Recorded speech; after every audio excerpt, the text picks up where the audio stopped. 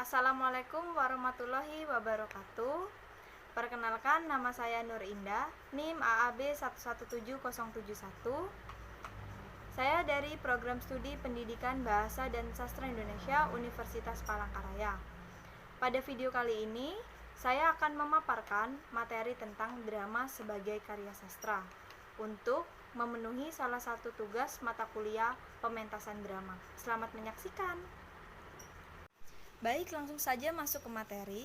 Poin pertama, drama dan konflik kehidupan.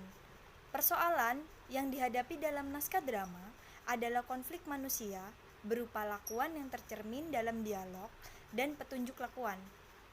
Materi konflik dialami dari kehidupan yaitu hubungan antar manusia, hubungan manusia dengan alam, dan hubungan manusia dengan Tuhan.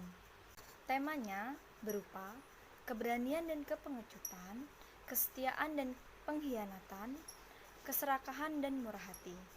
Emosinya berupa kemarahan, cinta, benci, ketakutan, dan kenikmatan. Poin kedua yaitu struktur drama. Menurut Waluyo, tahun 2001 halaman 6-30, struktur drama terdiri dari yang pertama, penokohan atau perwatakan, yang kedua, plot atau kerangka cerita, yang ketiga, dialog, yang keempat, setting, yang kelima, tema, yang keenam, amanat, yang ketujuh, petunjuk teknis, dan yang terakhir, drama sebagai interpretasi kehidupan. Untuk struktur fisik, terdiri dari yang pertama, tokoh, penokohan atau perwatakan. Pertama, klasifikasi tokoh. Penokohan erat hubungannya dengan perwatakan. Watak tokoh akan terlihat dalam dialog dan petunjuk lakuan atau petunjuk samping. Berdasarkan peran, terdapat tokoh protagonis atau tokoh yang mendukung cerita, tokoh antagonis atau tokoh yang menentang cerita, dan yang terakhir, tokoh tirtagonis atau tokoh pembantu. Yang kedua, karakter tokoh. Ciri fisik seperti bentuk tubuh, wajah, dan warna suara. Ciri psikis berkaitan dengan watak, kegemaran, standar moral, temperamen, ambisi, cita-cita, dan kompleks psikologis yang dialami tokoh. Ciri sosiologis seperti status sosial, jabatan, kelas sosial, ras, agama, dan ideologi. Plot atau kerangka cerita. Dalam drama dikenal ada 3 jenis alur cerita. Yang pertama, alur linear, yaitu peristiwa atau kejadian berurutan dari awal, tengah, dan akhir. Yang kedua, alur mundur atau flashback, yaitu diawali dengan akhir cerita atau penyelesaian, baru kemudian dirunut peristiwanya mengapa hal itu terjadi. Yang ketiga, alur episodik, yaitu ketika cerita berupa episode atau bagian-bagian peristiwa yang saling berhubungan. Kemudian, setting atau alur cerita, yaitu setting atau tempat kejadian berkaitan juga dengan waktu, yaitu pagi, siang, sore, dan malam, dan suasana sedih, senang, terharu, bahagia, dan lain-lain. Berikutnya, dialog. Kemudian, petunjuk lakuan atau petunjuk teknis, yaitu berupa teks yang memberi info tentang tokoh, waktu, suasana pentas, musik atau suara, keluar masuknya aktor, keras lemahnya dialog, dan perasaan tokoh. Sedangkan untuk struktur batin adalah tema dan amanat. Poin ketiga, unsur pembeda naskah drama, fiksi, dan puisi. Yang pertama, unsur pembeda naskah drama terletak pada pemakaian petunjuk lakuan dan dialog. Yang kedua, teks fiksi bersifat naratif dalam menggambarkan tokoh, latar, dan jalannya cerita. Yang ketiga, teks puisi menggunakan diksi atau pilihan kata yang bermakna padat dan menimbulkan tafsir multi makna.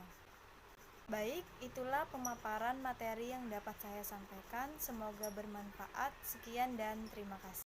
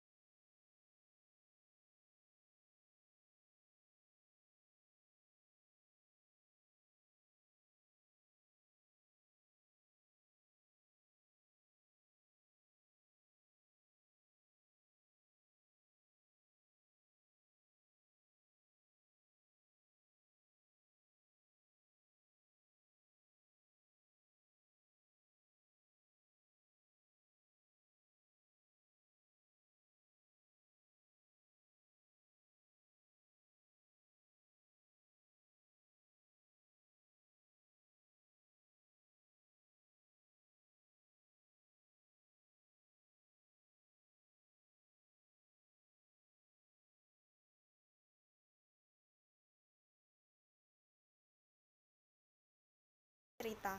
Yang pertama, alur linier yaitu peristiwa atau kejadian berurutan dari awal, tengah, dan akhir. Yang kedua, alur mundur atau flashback diawali dengan akhir cerita atau penyelesaian, baru kemudian dirunut peristiwanya mengapa hal itu terjadi. Yang ketiga, alur episodik yaitu ketika cerita berupa episode atau bagian-bagian peristiwa yang saling berhubungan. Berikutnya, setting atau latar cerita, yaitu setting atau tempat kejadian berkaitan juga dengan waktu, yaitu pagi, siang, sore, dan malam, dan suasana berupa sedih, senang, terharu, dan lain-lain. Berikutnya, dialog, kemudian petunjuk lakuan atau petunjuk teknis, yaitu berupa teks yang memberi info tentang tokoh, waktu, suasana pentas, musik atau suara, keluar masuknya aktor, keras lemahnya dialog, dan perasaan tokoh. Teks samping ditulis bisa berupa huruf besar, semua huruf miring,